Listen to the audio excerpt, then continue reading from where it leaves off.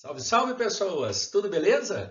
Mais um tema legal aí da física. Um tema bacana, prático, dilatação térmica dos sólidos. Uma aulinha bem rapidinho para você lembrar de mais um tema da termologia. Beleza? Vamos lá, bons estudos!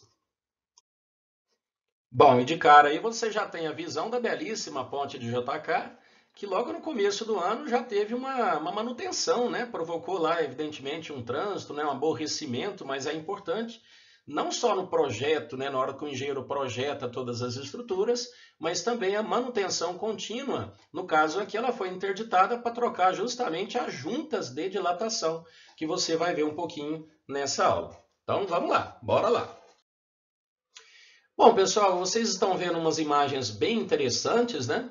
Mas antes de eu explicar cada imagem, da gente conversar com cada foto, vamos lembrar aqui por que acontece, né, a dilatação.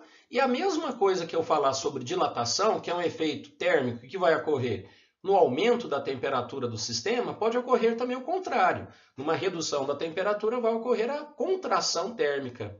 Bom, tanto a dilatação quanto a contração tem a ver então com aumento ou redução da temperatura. Lembrando que o conceito de temperatura tem a ver com o grau de agitação dessas partículas, das moléculas que constituem o material. Então vamos imaginar, você tem lá uma temperatura inicial, umas moléculas que constituem, por exemplo, o trilho férreo. Se você aumentar a temperatura, elas começam a se agitar mais. E essa agitação aumenta, presta atenção no que eu vou te dizer, ó, aumenta a amplitude de vibração. Então, aumentando a amplitude de vibração, ou seja, elas precisam de mais espaço para vibrarem, e isso acarreta a dilatação. Então, olha o que aconteceu, por exemplo, nas imagens de cima, né? É claro que no projeto, né, um engenheiro, como eu disse anteriormente, é importante no projeto prever as dilatações. E isso é feito nas linhas férreas, só que tem que dar manutenção, limpezas e etc. Então aqui provavelmente ocorreu uma variação de temperatura muito grande e os espaçamentos não estavam adequados, o que fez o que o trilho se entortasse todo, se deformasse todo. Muito bem, aqui idem, né? Então olha o tamanho da placa de concreto. Isso aqui aconteceu no Paraná, pessoal, olha só.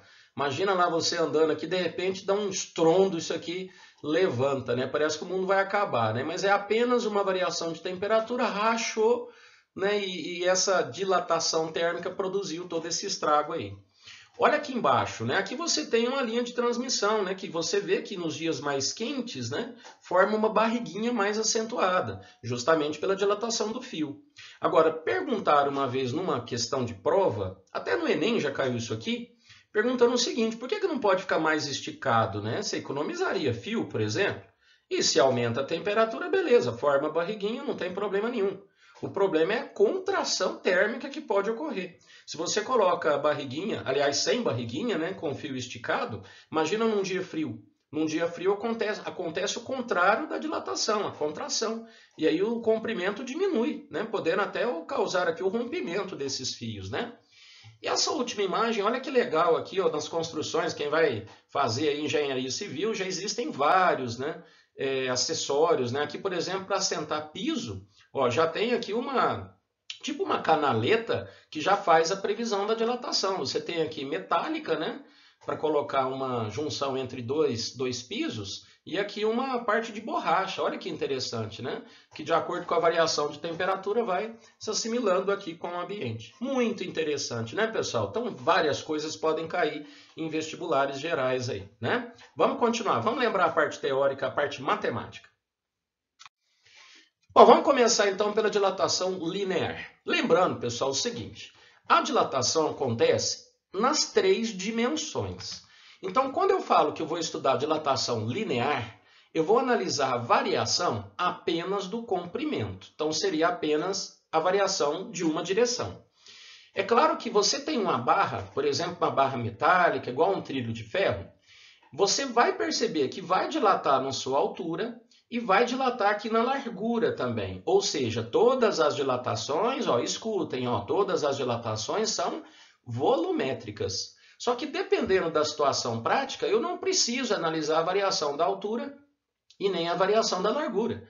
O meu interesse maior é a variação do comprimento, como acontece nas linhas férreas, né, as linhas de trem, as linhas de transmissão que você usa fios. Então, a dilatação linear, nós vamos chamar de ΔL a variação do comprimento, que vai aparecer devido então ao acréscimo de temperatura. Então vamos imaginar aqui uma temperatura θ0, uma temperatura inicial, e aqui uma temperatura final. É óbvio também que os desenhos são muito exagerados, né, gente? Você não vai pegar uma barra de ferro, aquecer e perceber a variação. Você vai notar aqui que os valores são muito pequenos, mas é importante fazer a previsão deles, né? Então, na minha figurinha, né, nós temos aqui o comprimento inicial, o comprimento final, já a barra aquecida. Então, você lembra, as moléculas se agitam mais, aumenta a amplitude de vibração, o que ocasionou, então, a dilatação ΔL. Então, experimentalmente, nós percebemos que o ΔL, ou seja, a dilatação, depende de 3 fatores iniciais. 3 fatores aqui para compor a equação. O comprimento inicial. Isso é bem óbvio de perceber. Se você tem uma barra de 1 metro, varia a temperatura dela, por exemplo, em 100 graus Celsius, e percebe que ela dilatou 1 milímetro, se ela tiver 2 metros, é óbvio que ela vai dilatar 1 milímetro para cada metro. Ou seja, ela vai dilatar 2 milímetros. Então, quer dizer que a dilatação é proporcional ao tamanho inicial da barra. Também é diretamente proporcional à variação de temperatura, Δθ, não tão tirada experimentalmente. E é óbvio que depende do material. Existem materiais que são mais propensos à dilatação, existem materiais que se dilatam menos. Então, a dependência do material é dada por essa letrinha grega alfa, que representa o coeficiente de dilatação linear. Então, nós temos aqui o L0, que é o comprimento inicial, o alfa, coeficiente de dilatação linear, e o Δθ, variação de temperatura. Pessoal, dá uma olhada nessa tabela aqui, ó. Esse coeficiente ele indica, então, a capacidade que um material possui em dilatar. Então, você tem aqui vários materiais, ó, olha só o coeficiente de dilatação, você vai entender essa unidade aqui agora mesmo, mas olha só os valores, são muito pequenos, tá vendo? Da ordem de 10 a menos 6. Quando você coloca 10 a menos 6 na equação aqui, ó, você tem que ter um comprimento grande, né, uma variação de temperatura grande para perceber algum valor considerável aqui. Mas, enfim, olha só que os metais, eles dilatam mais, tá vendo? Olha só, o chumbo, por exemplo, 29 vezes 10 a menos 6 é o maior deles, ó, tá vendo? O alumínio também tem um coeficiente de dilatação muito grande. O invar, que seria uma liga, já tem um coeficiente de dilatação pequeno, assim como a sílica, tá vendo? Olha só a questão do vidro comum e vidro pirex, ó. Por que o vidro pirex ele é mais caro? Ele tem um coeficiente de dilatação linear menor, justamente por isso que ele pode ser levado ao forno, né? Ele sente menos a variação de temperatura, diferente do vidro comum. Às vezes você coloca um cafezinho num vidro comum e não enche o copo por completo. O que acontece? A variação de temperatura no copo é de forma irregular, ele pode rachar, né? Isso acontece, isso é muito comum, tranquilo? E com relação à unidade, é aqui, ó. Olha para cá nessa equação. Então, o ΔL é L0 alfa Δθ. Se a gente isolar o alfa, vai ficar assim, ó. Alfa é ΔL dividido por L0 Δθ. Reparem que em termos de unidade de medida, vamos falar de unidade. Se eu colocar o comprimento inicial em metros, eu vou achar o ΔL, ou seja, a variação, em metro também. Metro com metro cancela e sobra 1 dividido por graus Celsius. Então, a unidade do coeficiente de dilatação é graus Celsius a menos 1. Agora, vamos entender o que significa isso? Vamos olhar na tabela. Vamos pegar o alumínio. Se o alumínio tem um coeficiente de dilatação 23 vezes 10 a menos 6 graus Celsius a menos 1. Significa o seguinte, se eu pegar uma barra de alumínio de 1 metro e variar a temperatura em 1 grau Celsius, veja bem, ó, vou pegar o comprimento inicial de 1 metro, não é o ΔL não, vou pegar o comprimento inicial de 1 metro e vou variar a temperatura em 1 grau Celsius. Eu vou achar quanto na dilatação? Eu vou achar esse valor aqui, ó, 23 vezes 10 a menos 6 metros, entendeu? Então, isso que significa o coeficiente de dilatação. É quanto o material vai dilatar por unidade de variação de temperatura por unidade de comprimento. Vou te dar mais um exemplo. Vamos pegar uma barra de cobre. Vamos exagerar? Essa barra de cobre tem 1 quilômetro. Aí eu vou aumentar a temperatura dessa barra de cobre em 1 grau Celsius. Quanto que ela vai dilatar? Ela vai dilatar 17 vezes 10 a menos 6 quilômetros. A mesma unidade que você pegou do comprimento inicial. Tranquilo, pessoal? Então tá aí a dilatação linear. Bom, a dilatação superficial é a dilatação então da área, de forma semelhante à dilatação linear. As equações são similares. Mas vamos imaginar aqui uma chapa que tem uma área inicial e uma temperatura inicial θ0. Aqueceu, sofreu aquecimento, dilatou, né? As duas direções aqui formando uma área maior. Vocês vão notar que a variação da área é bem similar à fórmula, depende da área inicial, de um coeficiente de dilatação que nós vamos representar pela letra grega beta e da variação de temperatura Δθ. Pessoal, esse beta, que é o coeficiente de dilatação superficial, ele equivale a 2 vezes alfa. Aguenta a mão um pouquinho aí que eu já demonstro para vocês. Muita gente tem curiosidade porque já já vocês vão ver uma demonstração. Então, vê se está tudo bem. O A0, né, a área inicial, o beta, então, que é o 2 vezes alfa, coeficiente de dilatação superficial, e o Δθ, variação de temperatura. Pessoal, uma pergunta muito comum é uma chapa metálica com um buraco no meio. Então, se você tem uma chapa com um buraco no meio, se você aquecer o conjunto, o que vai acontecer?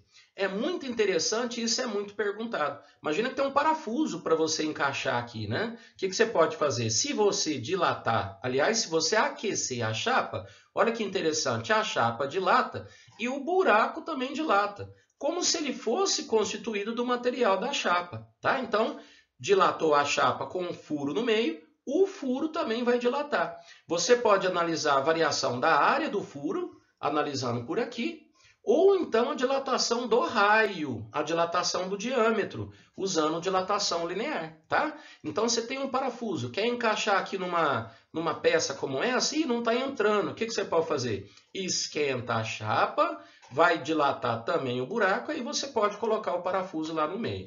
Legal, pessoal? Então agora vamos ver, de curiosidade, muita gente pergunta, né, por que beta é 2 vezes alfa? Então a ideia mais ou menos é essa aqui, ó, rapidinho. Imagina que nós temos uma chapa quadrada de lado L0.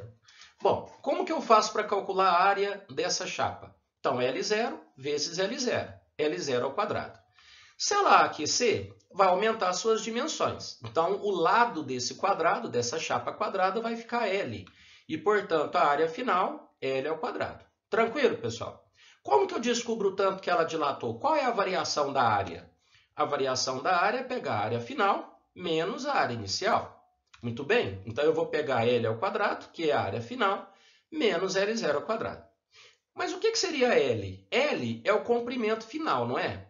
O que seria o comprimento final? É o que tinha, presta atenção, ó, é o que tinha, mais o que dilatou. E a dilatação é dada por essa equação, L0 vezes alfa vezes Δθ. Vocês acompanharam? Ó, esse L é o L final. O que é o L final? É o que tinha, é o inicial, né, que tinha, mais o tantinho que cresceu.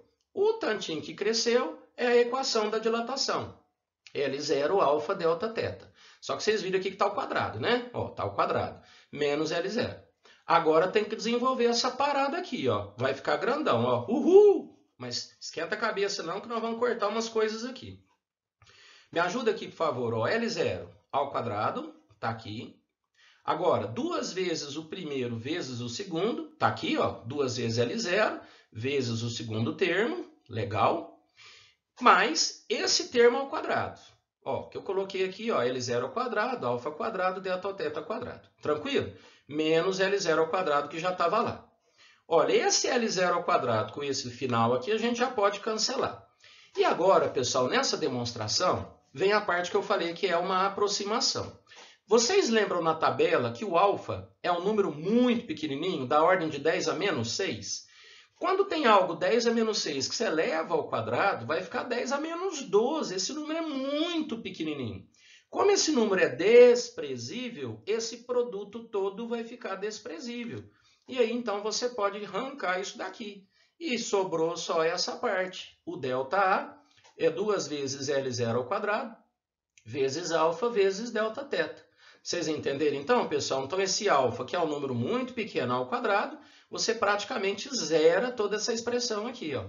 Esse 2 eu não posso passar aqui para cima, multiplicando alfa, ó. Então, vai ficar A0, 2 alfa, Δθ. Aí, pessoal, ó, dilatação da área, 2 alfa. Esse 2 alfa a gente chama, então, de beta. Tranquilo? Legal, né? Fala que não é massa. Aí a dilatação, a relação entre alfa e gama, né, que eu vou mostrar daqui a pouco, é similar, né? Só que vai ficar elevado ao cubo, né? A demonstração vai dar um pouco mais de trabalho. Essa demonstração eu deixo para vocês pensarem, tá? Mas é similar a essa aí. Vamos lá, para a gente fechar a dilatação então volumétrica. Você tem então agora um cubo, né? Um material sólido que nós temos agora as 3 dimensões. Pessoal, muito similar, ó. Volume inicial vai para um volume final, no aumento de temperatura. A variação do volume é o volume inicial, vezes o coeficiente de dilatação volumétrico, que nós vamos representar por gama, vezes Δθ. Pessoal, então, de forma similar à demonstração que eu fiz, o gama, também aproximado, 3α, tá? Então, a demonstração, curiosidade para quem quiser fazer aí, é um bom trabalho algébrico, só que vai ficar elevado à terceira, né? Vai ficar ao cubo, então dá um pouquinho mais de trabalho. Mas vamos lá, volume inicial, V0, gama, coeficiente de dilatação volumétrico, Δθ, variação de temperatura. Pessoal, de boaça, né? Tem até um desenho legal aqui que eu já vi em prova de vestibular. Isso aqui, anel de Gravesand, é um cientista que estudou na época, por volta de 1700, a dilatação dos materiais sólidos. E esse anel ficou conhecido porque essa bolinha sólida aqui passava o anel tranquilamente. Tranquilamente não, né? Uma certa... passava de forma mais justa. Mas o que ele percebia? Ao aquecer essa bola, ele não passava mais esse anel. Provando, então, demonstrando para as pessoas o efeito da dilatação volumétrica. Legal, né? Uma maneira aí de provar a dilatação dos materiais sólidos. Bom, pessoal, resumindo então a nossa conversa, dilatação linear, ó, L0 alfa delta θ, dilatação superficial e a dilatação volumétrica. Sempre muito cuidado na hora de fazer os exercícios com relação a beta e gama. É muito comum nos problemas de dilatação volumétrica ou superficial, eles fornecerem o alfa, como vocês viram na tabela lá no começo da aula. Então fique esperto, se você precisar do beta, tem que lembrar que é 2 vezes o alfa, gama 3 vezes o alfa. E aqui tem uma comparação que eu queria mostrar para vocês que os livros fazem. Se você desenvolver a equação, ó, ΔL é o comprimento final menos o inicial, é a variação, né?